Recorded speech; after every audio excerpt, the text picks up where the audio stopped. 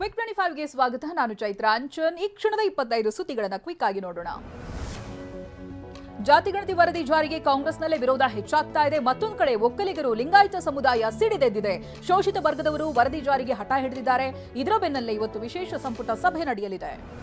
ಜಾತಿಗಣತಿ ವರದಿ ವಿರುದ್ಧವಾಗಿ ಬಿಜೆಪಿ ವಿಭಿನ್ನ ಪ್ರತಿಭಟನೆ ಮಾಡಿದೆ.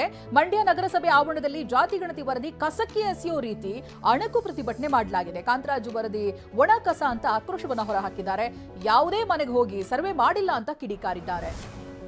ಜಾತಿಗಣತಿ ಬಗ್ಗೆ ವಿವರವಾಗಿ ಚರ್ಚೆ ಮಾಡ್ತೀವಿ ಅಂತ ಸಚಿವ ಎಚ್.ಕೆ. ಪಾಟೀಲ್ ಹೇಳಿದ್ದಾರೆ. ಯಾವ ಸಮುದಾಯಕ್ಕೂ ಅನ್ಯಾಯ ಆಗದಂತೆ ನಿರ್ಧಾರ ಮಾಡ್ತೀವಿ.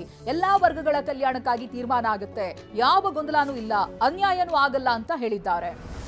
ಸಮುದಾಯಗಳ ಅಂಕಿ ಸಂಖ್ಯೆ ತಪ್ಪಾಗಿದ್ರೆ ಸರಿಪಡಿಸಬಹುದು ಅಂತ ಟಿವಿ9ಗೆ ಹಿಂದುಳಿದ ವರ್ಗಗಳ ಆಯೋಗದ ಮಾಜಿ ಅಧ್ಯಕ್ಷ ಜಯಪ್ರಕಾಶ್ ಹೆಗಡೆ ಪ್ರತಿಕ್ರಿಯೆ ಕೊಟ್ಟಿದ್ದಾರೆ.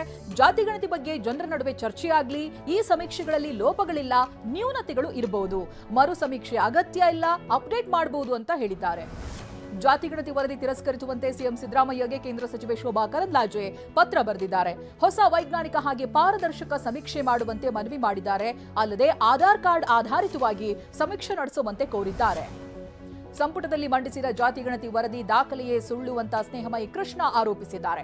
ವರದಿಗೆ ಸಮಿತಿ ಅಧ್ಯಕ್ಷರಾಗಿದ್ದ ಕಾಂತರಾಜು ಸಹಿಯನ್ನೇ ಹಾಕಿಲ್ಲ, ಹೀಗಾಗಿ ಇದು ನಕಲಿ ಅಥವಾ ಸುಳ್ಳು ಜಾತಿಗಣತಿ ವರದಿಯಾಗಿದೆ ಅಂತ ವಾಗ್ದಾಳಿ ನಡೆಸಿದ್ದಾರೆ.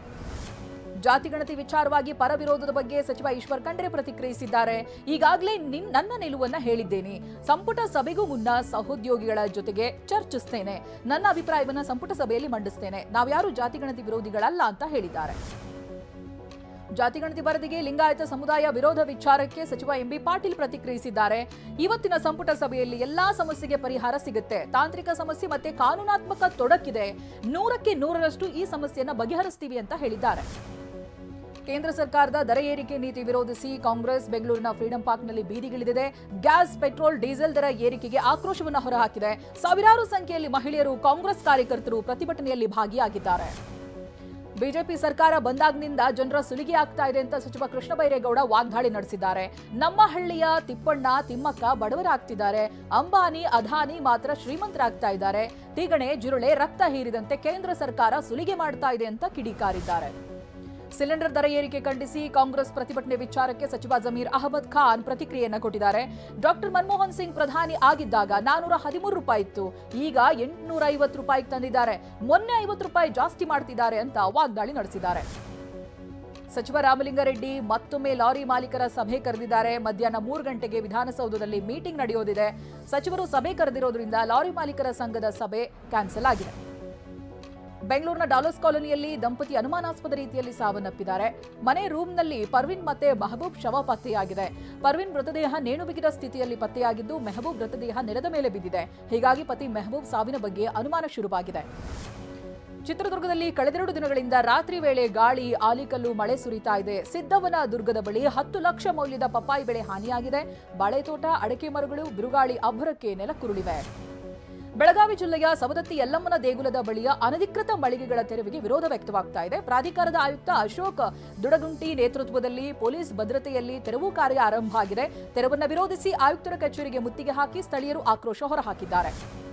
ದಾವಣಗೆರೆ ತಾಲೂಕಿನ ಹೆಬ್ಬಾಳ ಕೋಳಿ ಫಾರ್ಮ್ ಬಳಿ ಕಾರು 4 ಪಲ್ಟಿಯಾಗಿದೆ. ಅದೃಷ್ಟವಶಾತ್ ಕಾರ್ನಲ್ಲಿದ್ದಂತ 3 ಬಚಾವಾಗಿದ್ದಾರೆ. ಪೂನಾ ಬೆಂಗಳೂರು ರಾಷ್ಟ್ರೀಯ ಹೆದ್ದಾರಿ 48ರಲ್ಲಿ ಸತ್ತು ಬಿದ್ದಿದ್ದ ನಾಯಿಯನ್ನ ತಪ್ಪಿಸೋದಕ್ಕೆ ಹೋಗಿ ಅವಘಡ ಸಂಭವಿಸಿದೆ. ಏಪ್ರಿಲ್ ತಿಂಗಳ ಅಂತ್ಯಕ್ಕೆ ಬಿಜೆಪಿ ರಾಷ್ಟ್ರೀಯ ಅಧ್ಯಕ್ಷರ ಆಯ್ಕೆ ಮಾಡಲಾಗುತ್ತೆ ಅಂತ ಬಿಜೆಪಿ ಮೂಲಗಳು ತಿಳಿಸಿವೆ. ಕನಿಷ್ಠ 19 ರಾಜ್ಯಗಳ ಅಧ್ಯಕ್ಷರ ಚುನಾವಣೆ ನಡೆಯಬೇಕು.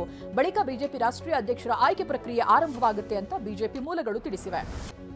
ಬಂಗಾರದ ದರ ಸಾರ್ವಕಾಲಿಕ ಏರಿಕೆ ಕಂಡಿದೆ. 10 ಗ್ರಾಂ ಚಿನ್ನಕ್ಕೆ 98,100 ರೂಪಾಯಿಗೆ ಜಿಗಿದಿದೆ 10 ಗ್ರಾಂ ಚಿನ್ನದ ಬೆಲೆ. ಇನ್ನು ಬುಧವಾರ ಒಂದೇ ದಿನ 10 ಗ್ರಾಂನ 24 ಕ್ಯಾರೆಟ್ ಹಳದಿ ಲೋಹಕ್ಕೆ 1,660 ರೂಪಾಯಿ ಹೆಚ್ಚಳ ಆಗಿದೆ. ಏಪ್ರಿಲ್ 11ರ ಬಳಿಕ 6,250 ರೂಪಾಯಿ ಏರಿಕೆಯಾಗಿದೆ. ಹಾಗೆ 4 ತಿಂಗಳಲ್ಲಿ 18,710 ರೂಪಾಯಿ ಜಿಗಿತವಾಗಿದೆ. ಆಸ್ಟ್ರೇಲಿಯಾ ವಿರುದ್ಧ ಟೆಸ್ಟ್ ಸರಣಿಯಲ್ಲಿ ಭಾರತ ಕಳಪೆ ಪ್ರದರ್ಶನ ಹಿನ್ನೆಲೆಯಲ್ಲಿ ಬ್ಯಾಟಿಂಗ್ ಕೋಚ್, ಫೀಲ್ಡಿಂಗ್ ಕೋಚ್ ಅವರನ್ನ ಬಿಸಿಸಿಐ ತೆಗೆದುಹಾಕಿದೆ. 1-3ರಿಂದ ಸೋಲುಂಡಿದ್ರಿಂದ ಸಹಾಯಕ ತರಬೇತುದಾರ Abhishek Nayak, fielding coach T Dilip, conditioning coach Soham ದೇಸಾಯಿಗೆ ಗೇಟ್ ಪಾಸ್ ನೀಡಿದೆ. ಪುಲಿ ಚಿತ್ರವನ್ನ ವಿರೋಧಿಸ್ತಾ ಇರುವಂತಹ ಬ್ರಾಹ್ಮಣ ಸಂಘಟನೆ ವಿರುದ್ಧ ನಿರ್ಮಾಪಕ ಅನುರಾಗ್ ಕಶ್ಯಪ್ ಕಿಡಿಕಾರಿದ್ದಾರೆ. ಬಿಡುಗಡೆಗೆ ಮುನ್ನವೇ ಬ್ರಾಹ್ಮಣ ಸಂಘಟನೆಗೆ ಚಿತ್ರ ಸಿಕ್ಕಿದೆ ಹೇಗೆ ಅಂತ ಪ್ರಶ್ನಿಸಿದ್ದಾರೆ. ಅಲ್ಲದೆ ಸೆನ್ಸಾರ್ ಮಂಡಳಿ ವಿರುದ್ಧ ಅಸಮಾಧಾನ ಹೊರಹಾಕಿದ್ದಾರೆ. ನಟ ರಾಜಕಾರಣಿ ದಳಪತಿ ವಿಜಯ್ ವಿರುದ್ಧವಾಗಿ ಫತ್ವಾ ಹೊರಡಿಸಲಾಗಿದೆ. ವಿಜಯ್ ಇಫ್ತಾರ್ ಕೂಟಕ್ಕೆ ಮದ್ಯವ್ಯಸನಿಗಳು ಜೂಜುಕೋರರನ್ನ ಆಹ್ವಾನಿಸಿದ್ರು. ಇದು ಇಫ್ತಾರ್ ಕೂಟಕ್ಕೆ ಮಾಡಿದ ಅವಮಾನವಾಗಿದೆ ಅಂತ ಉತ್ತರ ಪ್ರದೇಶದ ಅಖಿಲ ಭಾರತ ಮುಸ್ಲಿಂ ಜಮಾತ್ನ ರಾಷ್ಟ್ರೀಯ ಅಧ್ಯಕ್ಷ ಶಾಬುದ್ದೀನ್ ರಾಜ್ವಿ ಹೇಳಿದ್ದಾರೆ.